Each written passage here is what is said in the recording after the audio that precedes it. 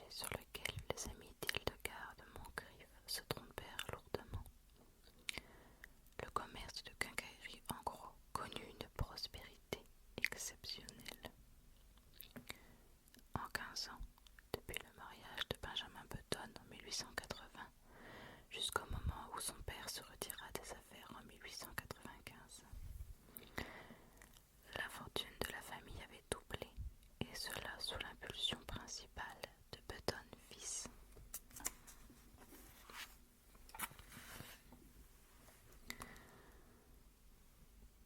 Inutile de dire que le jeune couple finit par être reçu au sein de la bonne société de Baltimore. Même le général Moncrief se réconcilia avec son beau-fils quand Benjamin lui donna l'argent nécessaire pour faire paraître son histoire de la guerre de sécession en 20 volumes, qui avait été refusée par 9 grands éditeurs. Benjamin lui-même avait beaucoup changé en 15 ans.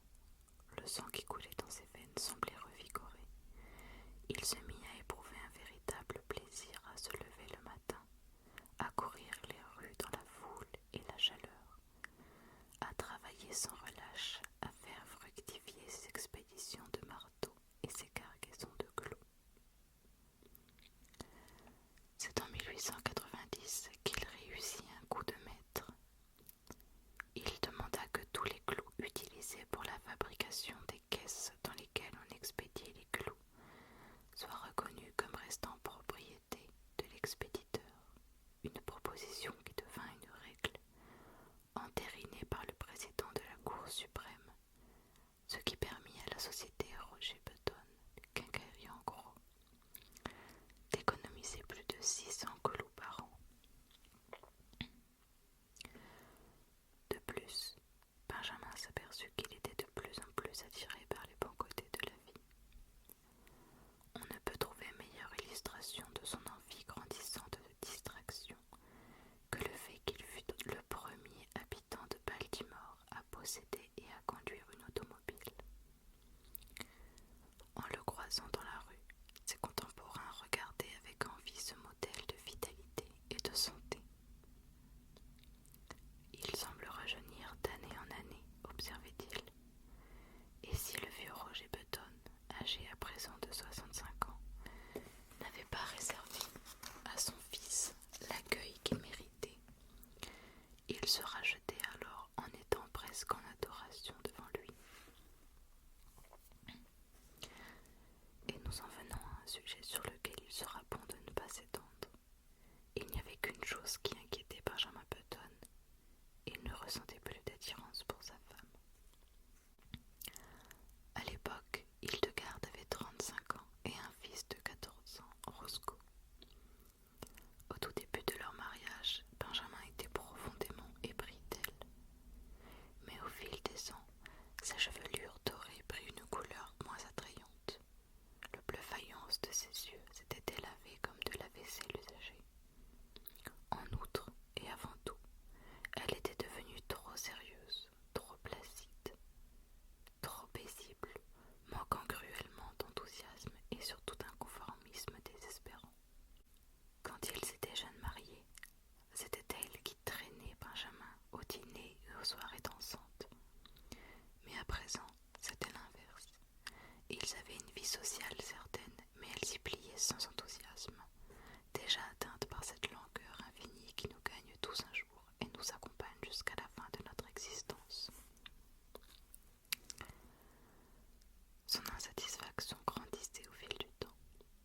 Quand éclata la guerre américano-espagnole de 1898, il trouvait si peu de plaisir à être chez lui qu'il s'engagea dans l'armée. Grâce à son importance dans les affaires, il obtint le grade de capitaine et remplit si bien ses missions qu'il prit du galon et fut promu commandant, et finalement devint le lieutenant-colonel, à point nommé pour participer à la célèbre charge de San Juan Hill. Il fut légèrement blessé et on lui décerna une médaille. Benjamin s'était si bien fait aux activités palpitantes de la vie militaire que c'est à regret qu'il abandonna celle-ci. Mais ses affaires l'appelaient et il démissionna donc pour rentrer chez lui. Une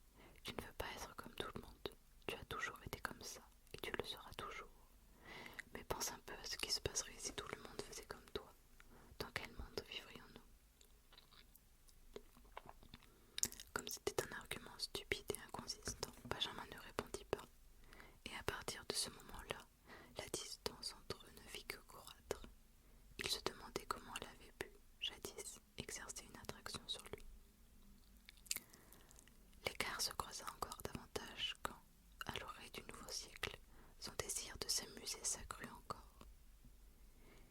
Il n'y avait pas à Baltimore une soirée, quelle qu'elle fût, à laquelle il n'assista, dansant avec les plus belles épouses, discutant avec les jeunes filles les plus courtisées et trouvant leur compagnie charmante, tandis que sa femme, douairière de mauvais augure, faisait banquette avec les chaperons, soit en l'observant d'un œil méprisant et désapprobateur, soit en le suivant d'un regard compassé, étonné et plein de reproches.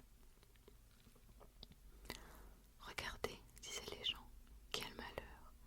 Un homme si jeune avec une femme de 45 ans. Il a au moins 20 ans de moins qu'elle. Ils avaient oublié, comme on oublie toujours, que dans les années 1880, leur papa et leur maman avaient fait les mêmes remarques sur ce couple mal assorti. Benjamin trouva de nouveaux centres d'intérêt qui compensèrent son malheur conjugal, de plus en plus grand. Il se mit au golf et y excella. Il apprit à danser. En 1906, c'était un spécialiste du Boston, et en 1908, on le considérait comme très doué pour la matchiche. Enfin, en 1909, sa manière de danser le castle walk rendait jaloux tous les jeunes hommes de la ville. Sa vie sociale n'était, évidemment, pas sans conséquence sur ses affaires, mais, après tout,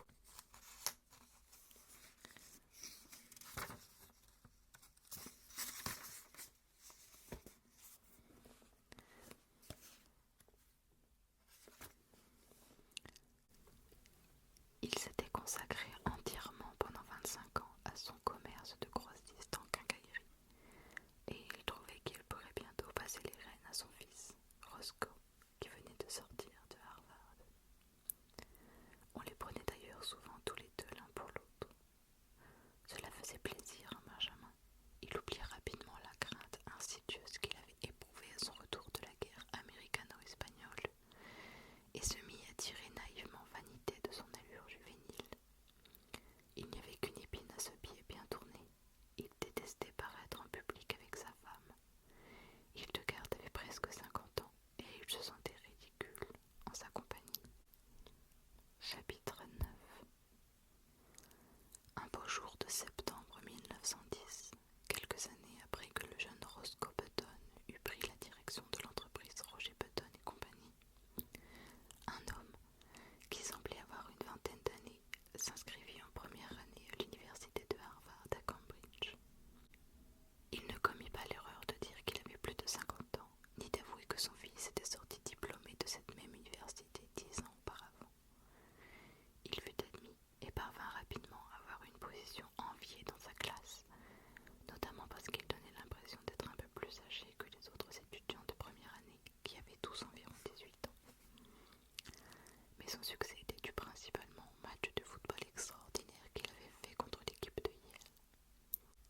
Il avait joué ce jour-là avec tant de panache, tant de rigueur, tant de détermination et une telle aisance qu'il avait marqué 7 essais et 14 potées de placement pour Harvard et avait provoqué la sortie, un par un, des 11 joueurs de départ de l'équipe de Yale en les mettant KO. Il devint ainsi l'étudiant le plus célèbre de l'université. Aussi étrange que cela puisse paraître, en troisième année, il fut rarement sélectionné dans l'équipe. Les entraîneurs disaient qu'il avait maigri, et les plus observateurs d'entre eux avaient l'impression qu'il était moins grand qu'avant. Il ne marquait plus d'essais. En vérité, on ne le retenait dans l'équipe qu'avec l'espoir que sa réputation extraordinaire effraie et désorganise l'équipe de Yale. En dernière année, il ne fut jamais sélectionné dans l'équipe. Il était devenu si chétif et si frêle qu'un jour, des étudiants de deuxième année le prirent pour un première année. Cet incident l'humilia profondément. Il fut considéré alors comme un prodige, un étudiant de dernière année qui n'avait sûrement pas plus de 16 ans et était souvent époustouflé par la culture de ses condisciples. Ses matières lui paraissaient plus ardues, trop complexes. Il avait entendu des camarades de classe parler de Saint-Midas, la célèbre institution dans laquelle beaucoup d'entre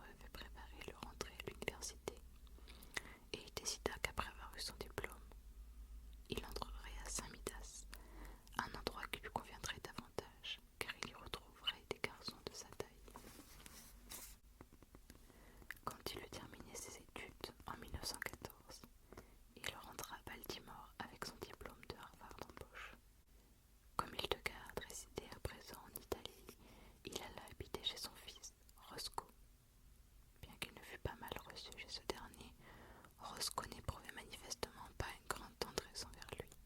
On pouvait même percevoir chez le fils le sentiment que ce père qui traînassait dans la maison avec l'apathie des adolescents était plutôt d'une gêne.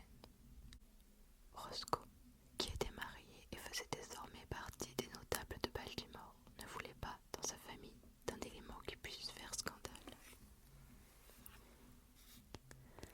Benjamin, à présent persona non grata auprès des débutantes et des étudiants, se sentit vraiment mis à l'écart et condamné à la compagnie de 3 ou 4 garçons d'une quinzaine d'années qui habitaient dans le quartier. Il se souvint alors de son projet d'entrer à l'institution Saint-Midas. « Tu te souviens, fit-il un jour à Roscoe, que je t'ai déjà dit plusieurs fois que je voulais m'inscrire en terminale. » « Eh bien, vas-y, » répliqua sèchement Roscoe. C'était un sujet qui le fâchait, et il souhaitait éviter de l'aborder. « Je ne peux pas y aller tout seul, dit Benjamin, désarmé. Il faut que ce soit toi qui m'y emmène et m'y inscrive. »« Je n'ai pas le temps, » déclara Roscoe d'un ton cassant.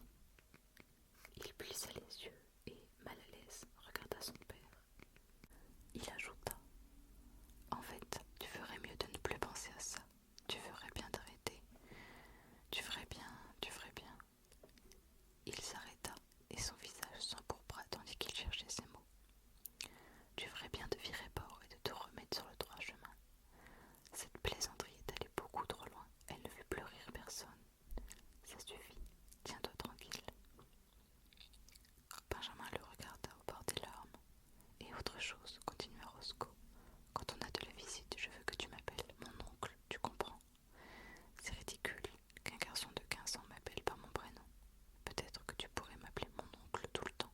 Comme ça, tu t'y habituerais. » Roscoe jeta un regard noir à son père et tourna les talons. Chapitre 10. Après cette conversation, Benjamin, désespéré, monta dans sa chambre et se regarda dans la glace. Il ne s'était pas rasé depuis 3 mois, mais son visage, mis à part un léger duvet blond qui ne méritait pas qu'on y prête attention, était glabre. Quand il était revenu d'Harvard, Roscoe avait tenté de lui suggérer de porter des lunettes et de coller sur ses joues des postiches, et il avait cru un instant qu'on allait lui faire rejouer la comédie de son enfance. Mais les favoris l'avaient démangé et lui avaient fait honte. Il avait pleuré et Roscoe avait, à contre-cœur, renoncé à cette idée. Benjamin ouvrit un livre pour enfants, Les Scouts de Bimini Bay, et en commença la lecture. Mais il ne pouvait s'empêcher de penser à la guerre. L'Amérique était entrée dans le conflit aux côtés des Alliés le mois précédent, et Benjamin voulait s'engager. Mais hélas, l'âge minimum était de 16 ans, et il faisait nettement plus jeune. Son âge réel, qui était 57 ans, ne lui aurait, de toute façon, pas permis de s'engager non plus. On frappa à la porte. C'était le serviteur qui apportait une lettre adressée à Benjamin Button, avec, au coin de l'enveloppe, un emblème officiel. Il s'empressa de l'ouvrir et la lut avec délectation. On l'informait que beaucoup d'officiers de réserve qui avaient fait la guerre américano-espagnole étaient rappelés sous les drapeaux et promus au grade supérieur, et on lui signifiait, dans l'ordre de mobilisation joint, qu'il devait, en tant que général de brigade, se présenter immédiatement aux autorités militaires. Benjamin se leva d'un bond, tout excité. C'est exactement ce qu'il attendait. Il prit sa casquette et se présenta 10 minutes plus tard chez un tailleur réputé de Charles Street, où il demanda d'une voix tremblante à ce qu'on prenne ses mesures pour un uniforme. « Tu veux jouer au soldat, petit ?» lui demanda un vendeur d'un ton désinvolte. Benjamin se fâcha tout rouge et rétorqua: « Qu'est-ce que ça peut vous faire? Je m'appelle Button et j'habite place du Mont-Vernon. Alors vous voyez, c'est bien pour moi. » « D'accord, » s'excusa le vendeur, penaud. « Si c'est pas pour vous, ce sera pour votre père, je suppose. » On prit les mesures de Benjamin, et une semaine plus tard, son uniforme était prêt. Il eut quelques difficultés à obtenir les insignes de son grade, car le vendeur essaya de le persuader qu'un écusson de la YMCA ferait aussi bien l'affaire, et serait